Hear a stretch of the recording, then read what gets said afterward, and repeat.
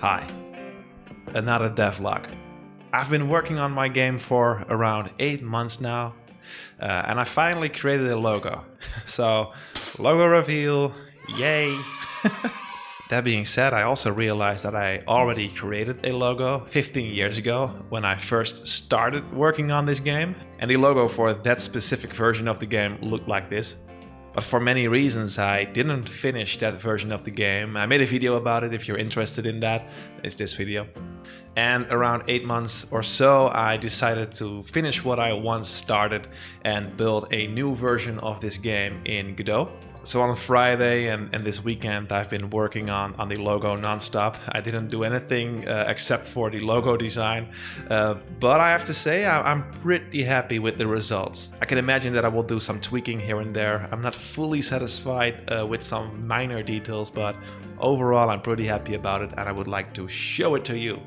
Logo review. What do you think of it? Isn't it beautiful? I'm kidding. These are some logo sketches that I just found on my hard disk. I think these are around 2010, 2009, I'm not completely sure. At a certain time I felt like releasing episodes instead of a full game so I could at least release something. But I never completed it, no. And this was also not the final logo from 2010. The final logo looked like this. It's basically, it's funny actually, I've got a shirt here. I got it from my daughter. She really wanted to give me a present. It's Mando with Grogu. It's a crossover with the Lion King. Super cute, but it's basically the same thing with the trees and all. And this version of the logo really fits the style of my previous game, which wasn't a pixel art game. But back then I think I just copied the Jurassic Park logo. I think, not completely sure, but I'm a massive Jurassic Park fan, so the moment I see this logo, I immediately think of the logo with the T-Rex. And while I still see why like a 16-year-old Chap.C likes this logo, this time around, the adult Chap.C wants something more simple, some more simplistic. I want to get rid of as many unnecessary details and shapes, such as the circle and everything that lives in the circle.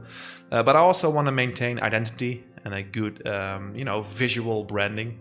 So that's basically the starting point of the search. I took this logo, I removed the background shapes, and I searched for a font that was kind of similar to this font, but then was also way more readable on smaller devices whenever you scale it down. And these are nowhere near the amount of fonts that I downloaded. I think I downloaded around 20 or 30, but I really like the top left one, so I isolated it.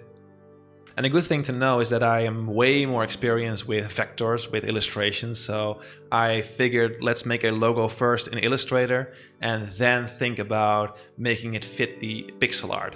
So therefore it doesn't really fit my game's style just yet, but that's something that I will fix later on the journey. So first I just wanted to have the logo be tilted slightly so you see some more shadow beneath to give the whole logo a bit more body, if that makes sense. And I was already very happy with this. It's super clean, it fits the game, it's very readable, but it still has this childlike charm to it. But then I was experimenting with a gimmick in the logo. And with my real job, as some of you guys know, I create brands and websites as a professional, or at least I pretend to be a professional. I kind of want to avoid gimmicks for corporate companies. It doesn't really age well. But with video games, it's a completely different story. It kind of fits the genre. So I wanted to have a shield as an O in the junior word, which is kind of cool, I think.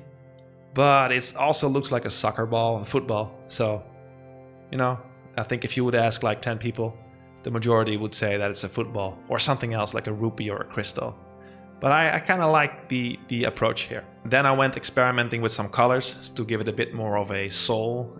And the idea behind this is that I use the colors of Aidan for the logo as well. So Aidan has the skin color, or at least the front of the shield, the green of Aidan's skin, and obviously the shield color, brown for the shield. I wasn't completely sure about the yellowish, so I also created a more neutral one, white to gray. And then one of my friends and also my business partner, he sent this version with an actual shield in the logo, just to see how it looks when you don't have a football there.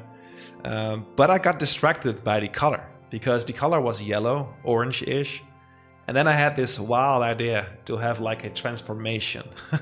And it's like, it's super cliche, because you also have transformations with Sonic or Dragon Ball Z or many anime series. But based on this version of the logo, I did a little sidestep. Whenever he's got all these special bars filled, and you can do some awesome move with the white Spider-Man-like eyes. I still think it's very cool. It's super cheesy. It's not original. Yeah, it's super cheesy, but I kind of like it. I might incorporate some Super Aidan in my game. Why not? And with that in mind, I created a different version with a shape that is somewhat more similar to a shield. I was just too hyped about Super Aidan, I suppose. So my friend and I, we came to the conclusion that we should probably explore pixelated logos too, see if we can give it a bit more of a retro look and feel. So he made a very quick draft of a more pixel-styled logo. And while I wasn't too much of a fan of the overall look and feel of this logo, it did kind of confirm that I wanted to explore a more pixelized version. And this was another draft he sent me, which has a bit more of the 3D effect to it. So after a few hours, I got to this version of the logo, which was already starting to look like something that could fit this version of Aidan Junior. And I realized that I forgot another version that I created, and that's this one.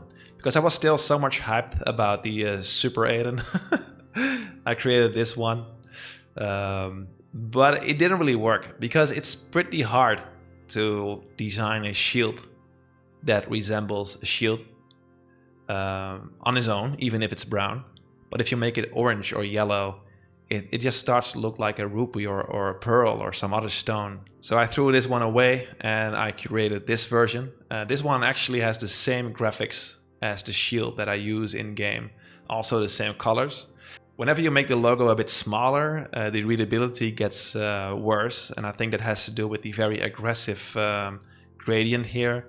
So I experimented with this version that has a more fluid gradient, and I really like this one. And I think it's very close to the next version, and I can actually see some of you guys prefer this one. It's at some point also a matter of taste, but I think this one works slightly better, because now all the colors of Aidan himself are part of this logo, and it's a bit less cold. It kind of fits the more warm identity of the game slightly better.